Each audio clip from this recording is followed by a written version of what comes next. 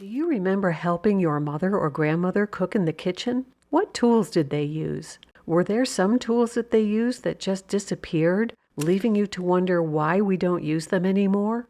Or that leave you questioning the quality of your own kitchen tools, saying they sure don't make them like they used to? From everyday utensils to special cooking helpers, we'll explore what people used to make meals so delicious.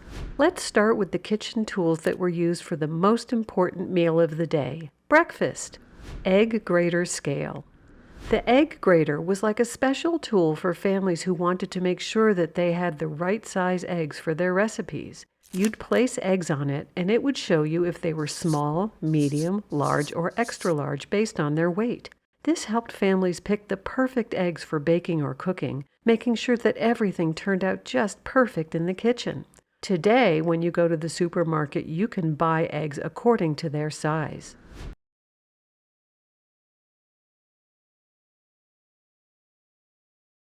Hand crank egg beater. Once you have your eggs picked out, it's time to roll up your sleeves and prep your ingredients. Before the advent of electric mixers doing all the hard work, there was the hand crank egg beater. Users would manually turn the handle, causing the beaters to spin rapidly and mix the ingredients in a bowl or container. If you ever wondered how Grandma achieved those smooth and fluffy eggs in the morning, now you know she worked real hard for them. This is my nice old school Echo egg beater. This thing will whip so fast that you won't believe it. Sunbeam Coffee Maker. The Sunbeam Coffee Maker in all its shiny chrome just screams mid-century atomic age glory. Just looking at it in the morning made you feel excited to start the day. Brewing coffee was a breeze with its straightforward design. The appliance typically featured a glass carafe, a heating element, and a filter basket for holding ground coffee. Users would fill the reservoir with water, add coffee grounds to the filter, and then flip the switch to start the brewing process. The Sunbeam Coffee Maker offered a convenient and efficient way to enjoy freshly brewed coffee at home, making it a beloved kitchen essential for generations. You can still have a bit of nostalgia with your morning coffee. So this is a 1940 Sunbeam Coffee Master.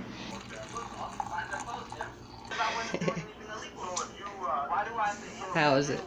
That's good. Mary Proctor Starflite Toaster. How about more shiny chrome and atomic age glory? Moms back in the day wanted to have appliances that kept in style with the kitchen. The Mary Proctor Starflite Toaster was once a must-have appliance that combined form and function. With its shiny chrome finish and sleek design, it looked super cool on any kitchen counter. But it wasn't just about looks. It could toast bread perfectly every time thanks to its simple and clever features. It made you feel you got warm toast from outer space. And because it was small, it was great for kitchens with limited space. Next, we'll look at some tools that help with food preparation. Let's try this Proctor 1481A toaster. This was the medium light setting, so I'd say that looks pretty accurate. Simple Electric Food Processor.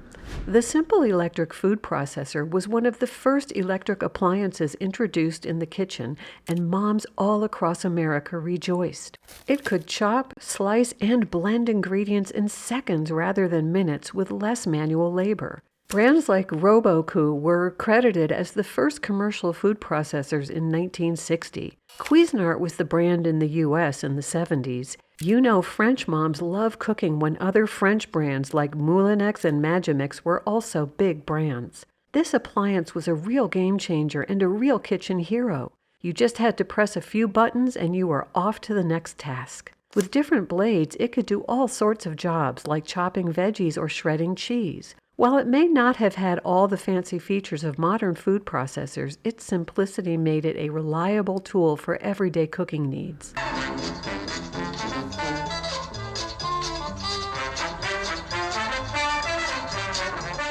Oster Kitchen Center. The Oster Kitchen Center, as you can see with all its mixing tools and accessories, was like having a personal sous chef right in your kitchen. It could blend, chop, and mix all in one handy appliance. And because it was compact and easy to use, it was a hit with home cooks who wanted to make cooking a breeze. Your family probably had one hidden somewhere. It's still a sweet reminder of what Grandma used to make your meals. But the Oster Kitchen Center is missing one important thing. The French name. Hamilton Beach Electric Knife. Back in the mid-20th century, the Hamilton Beach electric knife was a game changer in the kitchen. With its electric-powered blades, it made quick work of cutting through tough meats and delicate loaves of bread. The knife's ergonomic design and easy-to-use features made it a popular choice for home cooks looking to streamline their meal prep. Today, the foods we buy come pre-cut or come packaged in smaller sizes that can be sliced with the kitchen knife. While you might not see electric knives around today, they're a reminder of how cooking in the kitchen and gadgets have evolved. Here is everything you could ask for, and more than you will ever get from an ordinary knife. Safety, durability, and greater than ever convenience. Hoosier Kitchen Cabinet. The Hoosier Kitchen Cabinet was a must-have in the early 1900s. Can you imagine your great-grandmother using this and making cookies? You can feel the love she put into cooking. Everything about it says homemade. It was designed to be a convenient and efficient storage solution for the kitchen, featuring built-in compartments for flour, sugar, spices, and other essentials.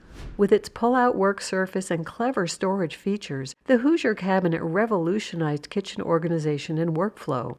It was great for small apartments and limited space in the kitchen. Today, modern kitchens are more minimalistic, with smooth surfaces and built-in cabinets and kitchen islands for prepping food. If you see one today, it's definitely an antique and a reminder of a bygone era in American home life. You open this up, and here's where you're doing the majority of your cooking. You have a flour bin here with a sifter, so you can turn this and it'll sift your flour. Recipe card box. Wow! Check out this beautiful recipe card box. Doesn't it make you want to reach in and see what people ate generations ago? Inside, families kept their most cherished recipes, handwritten treasures passed down through generations or collected from friends and neighbors. Each card held memories of shared meals and the handwriting of loved ones.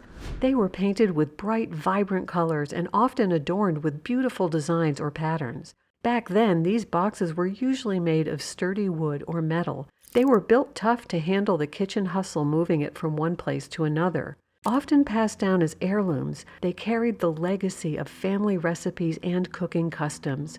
Many people still hold onto these boxes as reminders of simpler times and the warmth of homemade meals enjoyed with family and friends. The nostalgia of the recipe card box can still live on. Maybe you want to start your own recipe card box. It would look great in your kitchen. And this is the way it looks, guys. This one has another drawer down here. I love it. This is a recipe box, and look at all the recipe, guys. Finally, we'll look at tools to get cooking. Revere Ware Collection. Revere Ware's product range of skillets, saucepans, stockpots, and tea kettles were essential tools for the housewife back in the mid-century. They didn't compromise on the quality of their products. They were known for their sturdy build and practical design, featuring stainless steel construction with solid bakelite handles, copper-clad bases, and rounded interiors for easy cleaning. Over time, Revere Ware introduced new product lines to meet market demands and compete with rival brands such as Wherever and Club Aluminum. However, by the early 1960s, its profitability started to level off. To stay competitive, cost-saving measures were introduced, like switching from two-piece to one-piece bakelite handles and reducing the thickness of utensil walls and copper cladding. Despite these changes, Revere Ware remained a staple in many kitchens for its reliability and quality. Okay, here we have a Revere Ware 4-piece 1801 cookware set with lids. And this set is pre-owned in excellent condition. Wedgewood Stove.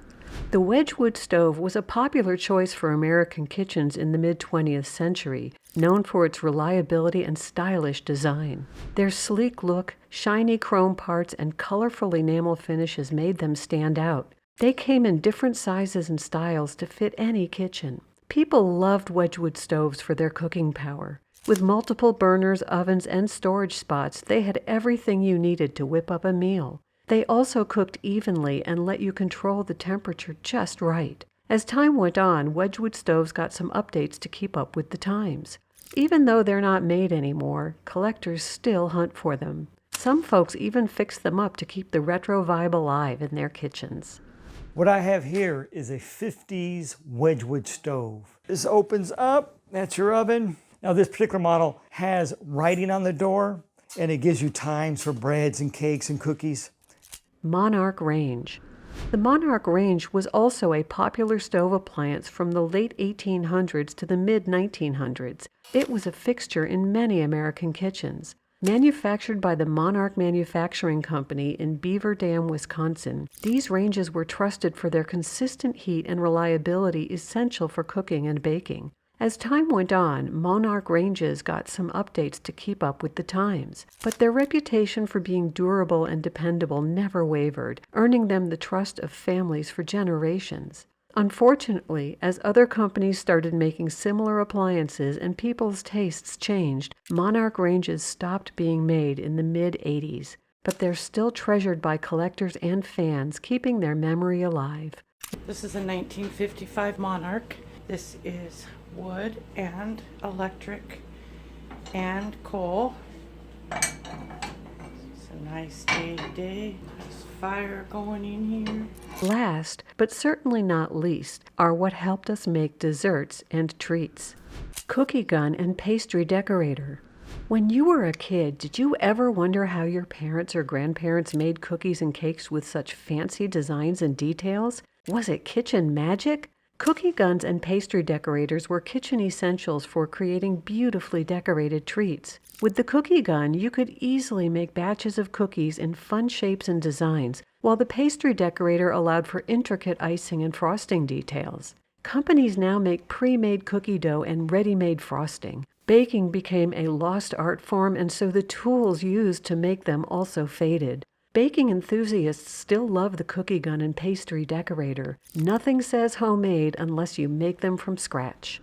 You're just going to put this onto the cookie sheet down, all the way down. You're just going to depress the handle one time. You'll hear the click, and that will signify that the dough has actually come out, and you'll have one cookie on your pan. Glass punch bowl. If your grandparents and their parents wanted to host a party back last century, they had to have that fruity drink, punch.